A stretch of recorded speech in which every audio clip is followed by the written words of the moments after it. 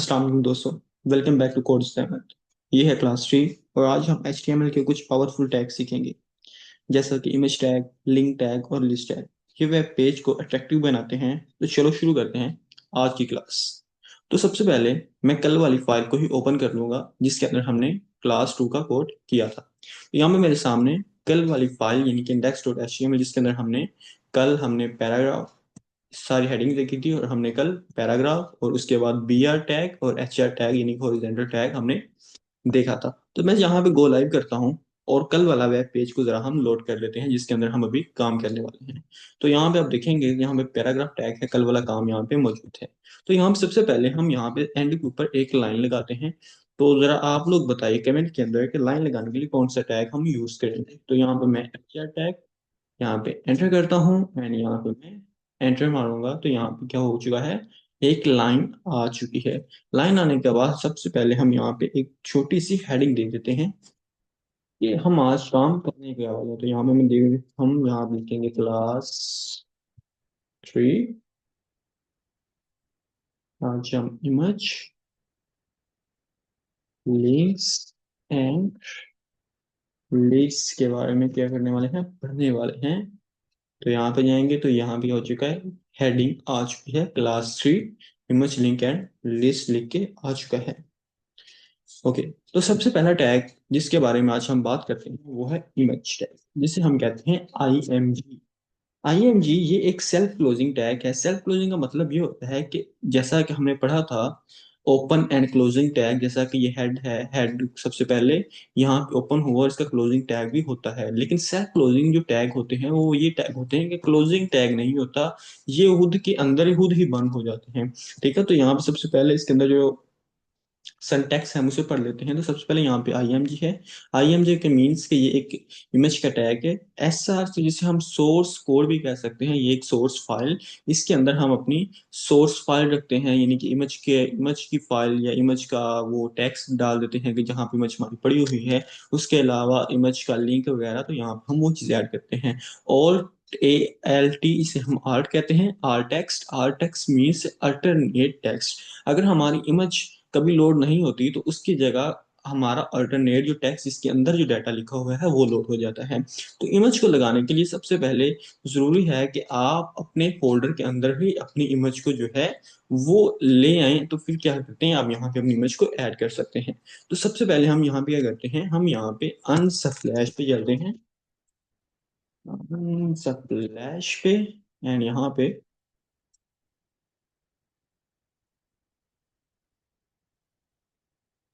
Okay. तो यहाँ पे हम क्या करते हैं, एक इमेज को डाउनलोड कर लेते हैं, जो जो इमेज हमें उस जगह पे चाहिए। तो मैं इस इमेज के ऊपर पे क्लिक करूंगा, then save the image and यहाँ पे हम डेस्कटॉप के अंदर वही हमारा फोल्डर एंड वन पे क्लिक करके हम इसे सेव पे क्लिक करते हैं और ये सेव हो चुकी है। देन हम वापस क्या करेंगे, अपने स्कोर के अंदर जाएंगे, यहाँ पे मैं लिखूंगा 1 डॉट, जो यहाँ पे जो इमेज का फुल पाथ है वो आ जाएगा।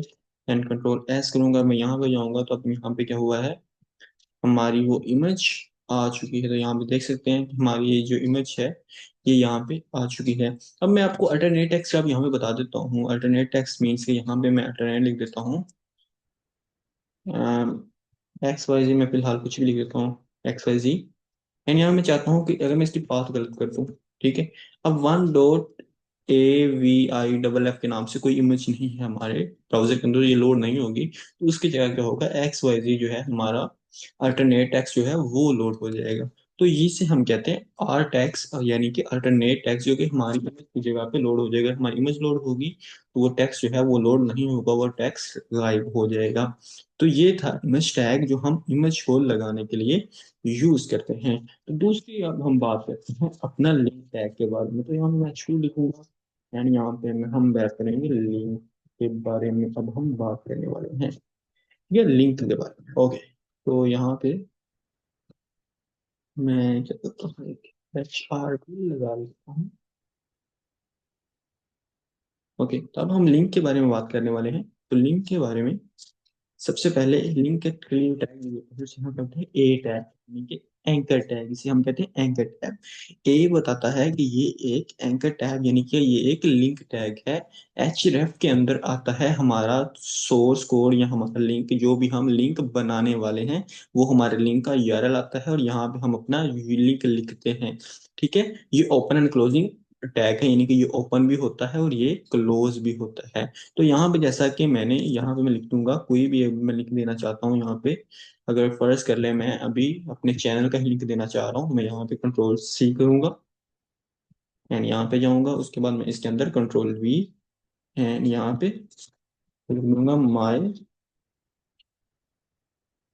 YouTube channel and control S. उसके बाद मैं यहाँ पे जाऊंगा, तो यहाँ पे देखेंगे एक लिंक बन चुका है। तो मैं यहाँ पे जैसे ही क्लिक करूंगा माई यूट्यूब चैनल के ऊपर, तो यहाँ पे वो क्या करेगा, इसे ओपन कर देगा मेरे यूट्यूब चैनल को।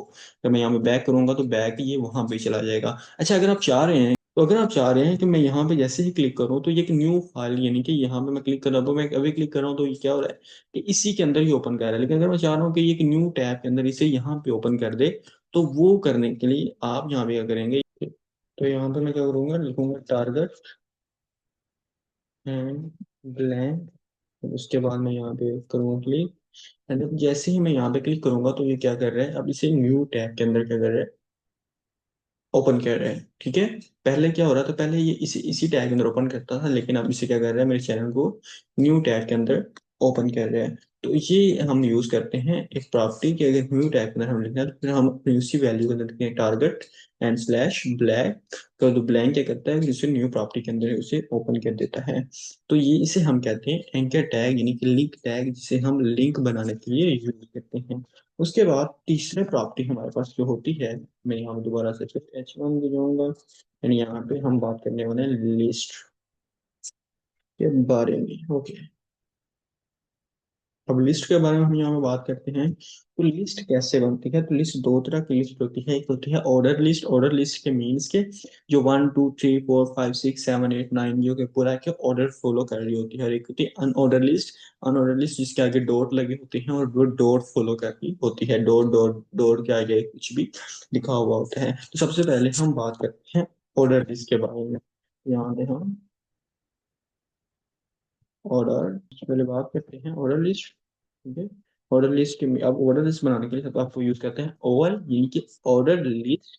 ठीक है, ओएल के अंदर क्या आप लिखते हैं, एल आई यानी कि लिस्ट आइटम्स। मीन्स कि यहाँ पे मैं लिखूंगा जैसा कि अहमद, या यहाँ पे आप लिख करें एप्पल। ठीक है, उसके बाद एल आई ऑरेंज। ठीक है, उसके बाद से आप लिखते हैं एल आई। ठीक है, जैसा कि बनाना, बनाना। ठीक है, उसके बाद जैसे अब आप यहाँ पे जाएंगे तो अब ऑर्डर लिस्ट क्या है, ये एक रूल फॉलो करिए 1 2 3। सेम इसी तरह अनऑर्डर लिस्ट, अनऑर्डर लिस्ट बनाने के लिए आप यूज करते हैं यूएल का। ठीक है, यूएल मीन्स के आप फिर ओएल की जगह लिखते हैं यहाँ पे यूएल। उसका मीनिंग मतलब होता है कि आप अनऑर्डर लिस्ट बना रहे हैं। तो यहाँ पे जैसे कि एक लिस्ट है ऑर्डर और दूसरी है अनऑर्डर। अनऑर्डर के लिए मैं यहाँ पे H2 और यहाँ पे unordered, unordered list and control है, इसको मैं उस पर यहाँ पे जाऊंगा तो अनऑर्डर लिस्ट। ठीक है, तो ये एक होती है ऑर्डर लिस्ट। ऑर्डर लिस्ट के लिए हम ओ एल लिखते हैं, यानी कि सबसे पहले ओ एल, ओ एल यानी कि ऑर्डर लिस्ट, ऑर्डर लिस्ट के अंदर फिर एल आई, एल आई की मीन्स के लिस्ट एटम्स। उसके बाद फिर यू एल अनऑर्डर लिस्ट के लिए यू एल, और उसके बाद एल आई, एल आई से क्या होता है कि अनऑर्डर लिस्ट, एल आई से लिस्ट एटम्स। तो दोस्तों ये थी क्लास 3 जिसमें हमने HTML की इमेज, लिंक्स और लिस्ट टैग सीखे हैं। नेक्स्ट क्लास में हम HTML फॉर्म्स और इनपुट्स फील्ड सीखने वाले हैं जो रियल वर्ल्ड वेबसाइट में पार्ट होते हैं। अगर क्लास पसंद आई तो लाइक करें, कमेंट्स करें और चैनल सब्सक्राइब जरूर करें। मिलते हैं क्लास 4 में। Thank you so much and अल्लाह हाफिज़।